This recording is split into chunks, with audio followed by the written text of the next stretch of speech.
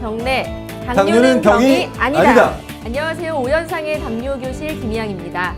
안녕하십니까. 오늘 새로 전학 온 김진입니다. 희양 씨, 20세기 최고의 발견이 혹시 뭔지 아시나요? 알고 있지만 오늘 당뇨교실에서는 그 기적의학이라 불리는 이것에 대해 제가 지금 바로 당장 설명을 해드리는 게 아니라요. 그 당뇨인의 길잡이시죠. 오연상 선생님께서 설명해 주실 겁니다. 궁금하시죠, 희양 씨? 네, 그럼요. 이 기적의학 제가 생각하고 있는 게 맞는 것 네. 같지만 저도 오연상 선생님께 여쭤보도록 하겠습니다. 궁금해요? 물론. 얼마큼 궁금해요? 네, 그 많은 궁금증을 해결하기 위해 오연상 선생님 빨리 제가 모셔보도록 하겠습니다. 안녕하세요. 오연상입니다. 20세기 최대 발견, 최고의 발견은 인슐린이라고들 말합니다.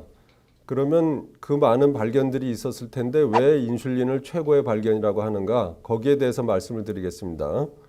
다 알다시피 인슐린은 당뇨인들이 사용하는 약이라고들 생각하시지만은 당뇨가 병이 아니듯이 인슐린도 약이 아닌 것입니다. 3,500년 전부터 당뇨가 있다는 사실을 우리들이 알고 있었지만은 당뇨라는 것이 어떻게 해서 생기는 것이며 치료를 어떻게 해야 되는지 전혀 모르고 있었습니다. 그런데 인슐린이 발견이 됨으로 인해서 그러한 모든 비밀들이 풀리게 된 것이고 치료의 서광이 보이기 시작을 한 거죠. 인슐린 발견이 어려웠던 만큼 그 효과가 상당한 걸로 알고 있는데요. 네. 이전에 당뇨병은 걸리기만 하면 사망에 이르는 무서운 질병이었잖아요. 근데 지금은 관리만 잘한다면 일상생활에는 그렇게 큰 지장이 없는 그런 병인데요. 아무래도 이 치료제의 발견이 큰 역할을 한 거겠죠? 예.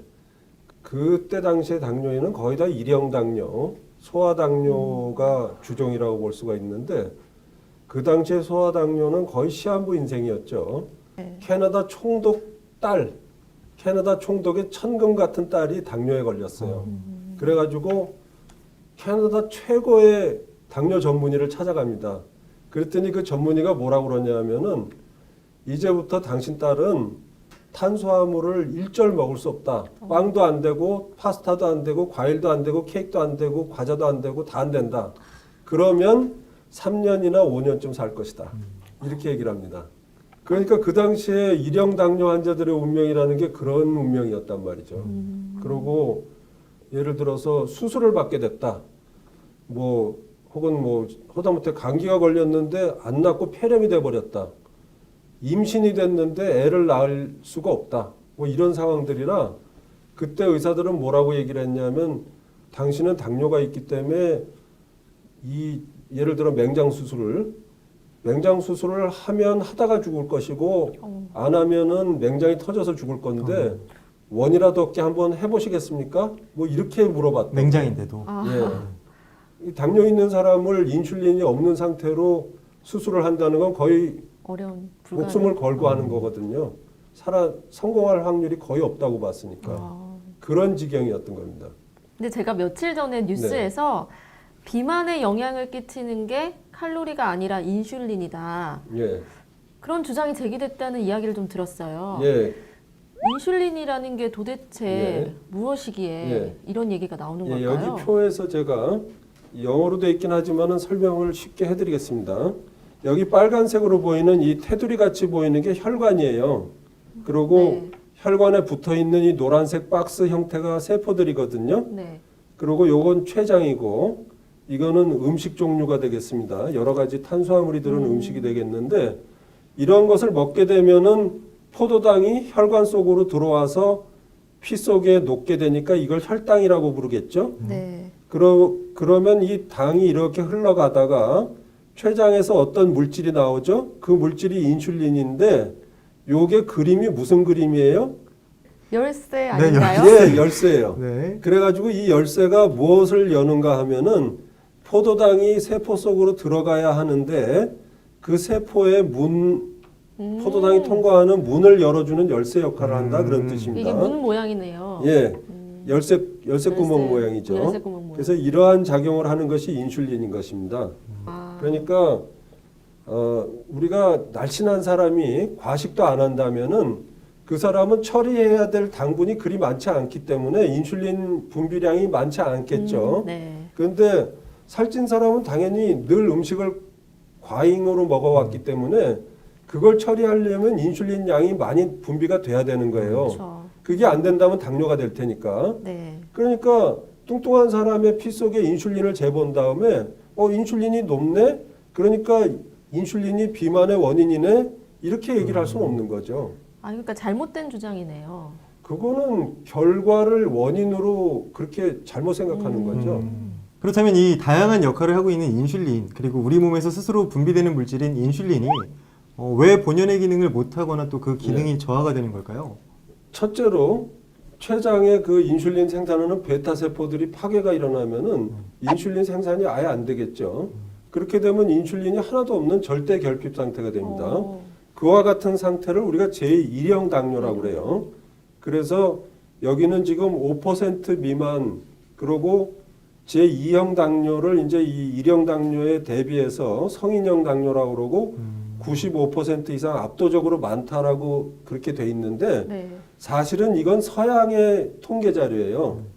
우리나라에서는 이거 2% 미만입니다. 1형 당뇨가? 예. 그러니까 우리나라에서는 1형 당뇨가 매우 적고 전 세계적으로 1형 당뇨가 가장 적은 나라가 어디냐고 그러면 한국과 일본이라고 얘기를 해요. 그리고 1형 당뇨가 가장 많은 나라가 어디냐고 물어보면은 북구라파 3개국 있죠. 네. 핀란드, 스웨덴, 노르웨이. 부끄럽다. 그 세 나라가 1형 당뇨가 가장 많은 나라예요.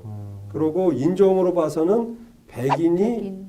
1형 당뇨가 많습니다. 그 음식 같은 것 관련이 아니요, 있는 그것은 건가요? 유전적인 유전적인. 차이인 것 같아요. 그리고 이 경우는 인슐린이 전혀 생산이 안 돼서 완전 결핍이고 이런 발병하기 전에 뚱뚱하지도 않아요. 그러니까 비만과의 관계도 없습니다.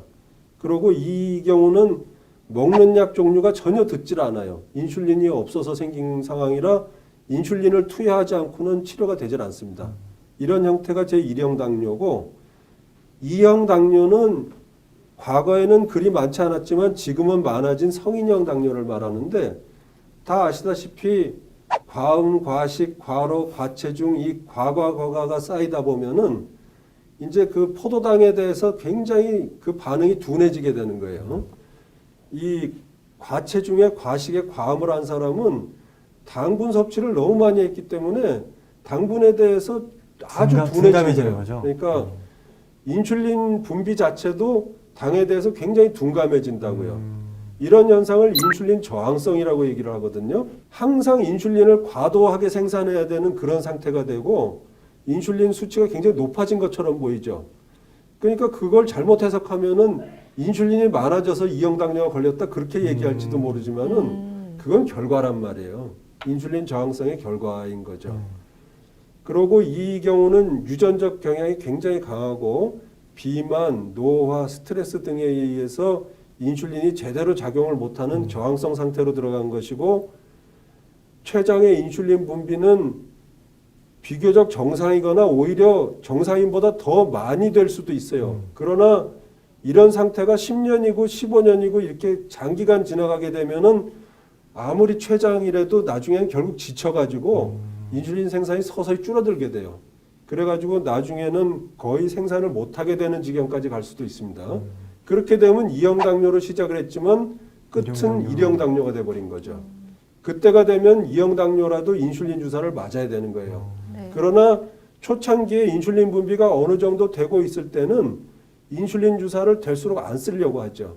인슐린 주사를 안 쓰고 먹는 약과 식사 조절과 운동과 체중 감량, 금주 이런 것들로 당뇨 치료를 하려고 하는 게 2형 당뇨가 되는 겁니다. 그런데 가끔 텔레비전에 나와서 연예인들이 임신성 네. 당뇨를 네, 맞아요. 이야기하더라고요. 1형 당뇨, 2형 당뇨가 있는데 또 다른 당뇨들이 좀 있는 것 같은데 예. 그것도 좀 설명을 해주세요. 이 주종을 이루는 이 두 가지 형태 말고도 다른 형태의 임신성 당뇨라는 게 있는데 네. 이 임신성 당뇨는 임신하기 전까지는 정상이었던 것인데 그렇게 알고 있었는데 임신을 하면서 산부인과에 가서 이제 산전 체크를 하다 보니까 당이 높다는 게 발견되는 경우예요. 다양한 형태의 당뇨가 있을 수 있는데 이런 것은 다 합해봐야 전체 당뇨의 1% 미만이에요. 이 거의 99%는 이거라고 볼 수가 있고 그 중에서 한 5%, 10% 정도가 임신성 당뇨로 시작을 해서 이제 대개는 이건 2형 당뇨가 되죠. 아, 네. 그러니까 2형 당뇨 중에 일부는 임신성 당뇨로 시작을 해서 온 2형 당뇨들이 있어요. 그래서 보통 말하기를 전체 산모의 2 내지 5% 정도가 임신성 당뇨로 밝혀지고 그 다음에 그 사람들은 5년 이상 시간이 경과하다 보면은 그 중에서 5 내지 10%가 당뇨로 발전을 할 수가 있다. 그렇게 얘기를 합니다.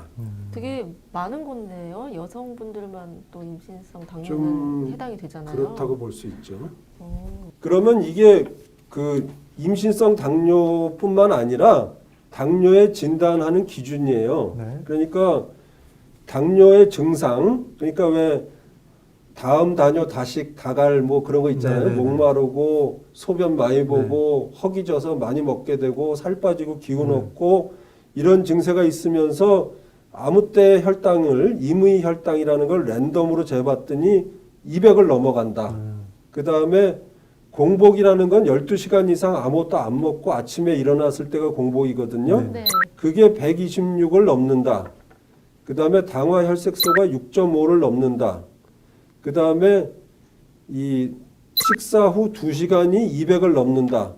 요 네 가지 중에 최소 한 가지 이상은 해당을 해야 되고 두 가지 이상이 되면은 거의 확실하다고 보거든요. 당뇨로. 이게 당뇨의 진단 기준이에요. 네. 모든 당뇨 인슐린 치료로 가능한 건가요? 그렇지 않죠. 일형 당뇨는 인슐린이 뭐 선택의 여지가 없이 인슐린 써야 됩니다. 그건 인슐린 절대 결핍이기 때문에 인슐린 안 쓰고는 조절할 방법이 없어요. 그러나 2형 당뇨 같은 경우는 과음과식 과로가 문제이기 때문에 그거부터 해결을 봐야 돼요. 그런 그 잘못된 식생활 습관이나 생활 습관이 있는 상태에서 그거는 계산 안 하고 그냥 그대로 하게 두고 약만 강하게 써서 당을 조절하잖아요. 네. 그렇게 하면 당은 조절되지만 그 사람을 거의 죽음으로 내모는 거나 같아요. 살이 좀 찐다고 들었어요. 그건 그럴 수밖에 없는 게 당뇨가 심해서 당이 막 200 이상 300 이렇게 올라가잖아요. 그러면 살도 빠지고 자기가 먹은 음식 중에 상당 부분이 소변으로 빠져나간단 말이에요. 네, 네, 네. 근데 그거를 약을 쓰거나 인슐린 주사를 맞아서 못 나가게 막아버리잖아요. 그럼 그만큼이 살이 찌는 거예요. 근데 그 사람이 과식을 하고 있었다면은 그동안에 당뇨 때문에 빠졌던 살이 다 보충이 되고 그보다 더 찌는 거죠. 그렇게 체중이 늘어나고 나면은 당이 또 오르게 돼요. 인슐린 저항성이 더 나빠지니까. 근본적인 치료 방법이 아니네요. 그렇죠. 그 제2형 당뇨의 경우에는 그 습관을 먼저 바꾸고 나서 그 치료를 하는 부분이 것이 생활 습관이 잘못된 것이 원인이고 네네네. 인슐린의 저항성은 그거의 결과이거든요. 그 원인부터 해결을 해야죠. 그렇죠. 근데 인슐린 치료를 할 때 인슐린도 종류가 있을 텐데요. 그 선택하는 기준이 어떻게 그거를 될까요? 제가 설명을 해드릴게요. 그 인슐린은 정말 순수한 사람 몸의 개의 몸이죠. 개의 몸에 있는 인슐린 그 자체입니다. 표준 인슐린, 네네. 인슐린 그 자체를 말하는 겁니다. 근데 문제는 표준 인슐린은 작용 시작 시간이 30분이고 최고 작용 시간이 2-3시간이고 지속 시간이 4시간, 6시간밖에 안 돼요. 반팅이 개발한 인슐린은 하루에 4번 맞아야 된다는 얘기예요. 6번이나 4번. 그러니까 과연 하루에 자기가 자기 몸에 주사를 4번, 6번 놓을 수 있는 사람이 있겠어요? 굉장히 곤란한 얘기죠. 네네네. 네. 그러나 그 당시에는 다 죽어가던 사람이 이걸 맞으니까 기운을 차리는 걸 보고선 굉장히 기적이라고 생각을 했지만 막상 그게 실전으로 앞으로 평생 동안 이 치료를 해야 된다고 생각을 하니까 문제가 생기는 거예요. 그렇죠. 그래가지고 인슐린의 작용 시간을 어떻게 하면 좀 길게 할 수 있겠는가 이거를 연구하기 시작을 했어요. 네. 그래서 그 다음으로 나온 것이 MPH 인슐린이라는 건데 여기 휴물린 N이라고 돼 있는 거 있잖아요. 네네. 그게 이제 그 MPH의 N이에요. 그래서 그 프로타민을 사용한 그 지속형 혹은 뭐 중간형 그렇게 얘기를 하는데 네. 이 시간이 더 길게 작용한다 그런 뜻이에요. 네네. 그래서 이 약은 이런 중간형 지속형들은 더 시간이 길어지게 되는데 네. 중간형의 경우 시작이 2시간에서 4시간 맞고 나서 그때쯤 지나야 작용이 시작이 되고 4시간에서 10시간대에 최고에 도달하고 네. 작용 시간이 10시간에서 18시간. 3배 가까이 늘어났네요. 예. 아침에 놓으면은 점심 먹을 때쯤 약효가 시작이 돼서 오후에 최고조에 도달하고 저녁에 잘 시간쯤 되면은 약효가 없어진다. 그렇게 볼 수가 있죠. 이거는 작용 시간이 늦기 때문에 아침 식사한 거에 대해서는 조절이 잘 안 돼요. 점심 후에부터 이제 서서히 따라잡기 시작을 하거든요. 그래서 실제로 사용할 때는 어떻게 사용하냐 하면은 속효성하고 중간형을 같이 섞어서 써요. 그래야겠네요. 그러면 오전 중에는 속효성이 그 당을 잡아주고 오후부터 저녁까지는 중간형이 잡아줍니다. 네. 그러나 이렇게 이 속효성과 중간형을 섞어 쓴다 하더라도 이것으로 조절이 될 수 있으려면은 본인이 인슐린 생산하는 능력이 어느 정도는 있어야만 돼요. 전체적으로는 당이 그닥지 높지 않은데 먹기만 하면 높아지는 사람이 있어요. 네네네. 먹기만 하면 막 3, 400을 올라가는 사람이 있거든요. 네. 그런 사람은 이 중간형이나 이런 건 느려서 따라잡질 못해요. 네. 그러니까 초속효성으로 식사 직전에 놓고 식사를 자주 하면 주사를 많이 맞아야 되니까 식사를 여러 번 할래요? 식사를 조금만 많이 안 할래요? 그렇게 물어보면 다 나 2번만 하고 2번 맞을래요? 그렇게 얘기하거든요. 네. 그런 식으로들 사용합니다. 이 초속효성은. 인슐린 사용에 있어 뭐 주의사항 같은 게 있을까요? 1형 당뇨를 치료하는 데 당연히 있어서? 그 인슐린을 너무 많이 사용하게 되면 저혈당이 와서 문제가 될 것이고 네네네. 그걸 부족하게 사용하면 당뇨 조절이 안 돼서 문제가 될 것이고 그 다음에 그 적당량을 쓰긴 썼는데 시간을 잘못 맞춰도 그것이 문제를 일으킬 수가 있고요. 그 다음에 인슐린의 보관이나 주사 방식을 잘못해도 안 되고 정맥으로 들어가거나 근육으로 들어가면은 아까 말한 지속형이고 중간형이고 다 초속효성이 되는 거예요. 다 5분 내로 작용이 네. 나타나거든요. 그러니까 그런 거는 사용 방법을 잘못해서 효과가 엉뚱하게 나타나는 거죠. 근데 인슐린 치료 얘기를 하다 보니까 저는 또 임신성 당뇨도 인슐린으로 치료할 수 있잖아요. 예, 그것은 왜 그러냐면은 임신은 환자가 한 명이 아니라 둘이잖아요. 네. 그러니까 네.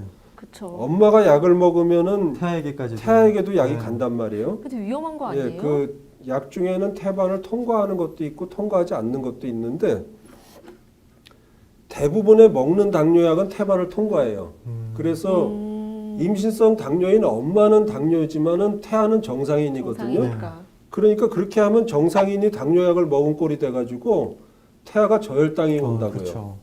그래서 그 먹는 약 계통을 임신성 당뇨엔 쓸 수가 없어요. 인슐린은 어떠냐? 인슐린은 태반을 통과를 안 해요.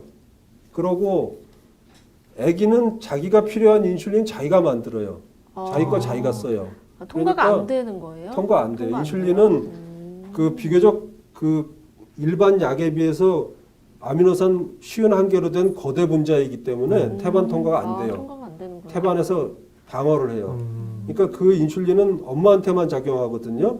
그래서 임신성 당뇨는 무조건 인슐린 주사를 놔야 돼요. 임신했을 때 어머니의 당뇨 치료가 굉장히 당뇨 중요한데요. 치료는 그 본인을 위해서도 중요하지만은 태아를 위해서 더 위해서도 중요한 중요해요. 거예요. 임신부가 만약에 아까 말한 그 공복 126, 식후 2시간에 200 이상, 네. 아무 때나 쟀을 때 200 이상 뭐 이런 기준을 돌파했으면 그건 당연히 당뇨 기준을 넘은 거니까 당뇨죠. 네. 그리고 임신 중에 발견됐으니까 임신성 당뇨인데 그 정도 기준 가지고 너무 느슨해서 불안하다고 생각을 하고 더 정밀한 검사를 하게 되는데 100g의 포도당을 먹고 1시간, 2시간, 3시간을 재요. 공복이 95 이상이거나 네. 1시간이 180 이상이거나 그 다음에 2시간이 원래 200이었었는데 155 네. 대폭 낮아져 있죠. 3시간은 원래 재지도 않는데 3시간에 임신성이니까. 140 이상이면 그것도 치료를 한다고요. 그 이렇게 엄격하게 치료를 하는 이유는 태아에게 미치는 영향 때문이에요. 그렇죠. 네. 산모의 불이익 때문이 아니고. 그 인슐린 치료를 받는다고 하거나 혹은 해준다고 했을 경우에 일단 무조건적으로 거부하는 환자들이 있잖아요. 그런 환자들에게 선생님께서 한 말씀 해주시겠어요? 인슐린은 위험한 약도 아니고 약 자체가 아닙니다. 인슐린은 생리작용으로 당을 떨어뜨리는 바로 그 물질이에요. 그러니까 그것이 부족해서 그걸 사용하는 것이라 불안하게 생각할 것도 없고 잘만 사용하면은 정상인과 같아지는 조건을 만들어주는 거거든요. 네. 그러니까 인슐린 사용하는 거를 거부할 필요가 없다는 얘기죠. 무서워하지 맙시다, 여러분. 네, 오늘 오현상의 당뇨교실에서는 20세기 최고의 발견인 인슐린에 대해서 공부했습니다. 인슐린을 발견함으로써 당뇨는 더 이상 난치병이 아닙니다. 대한민국의 모든 당뇨인이 건강할 수 있도록 그때까지 오현상의 당뇨교실이 함께하겠습니다. 오현상의 당뇨교실은 다음 시간에도 더욱 유익한 정보로 찾아뵙겠습니다. 네, 저희는 여기서 인사드리겠습니다. 선생님 고맙습니다. 네, 고맙습니다.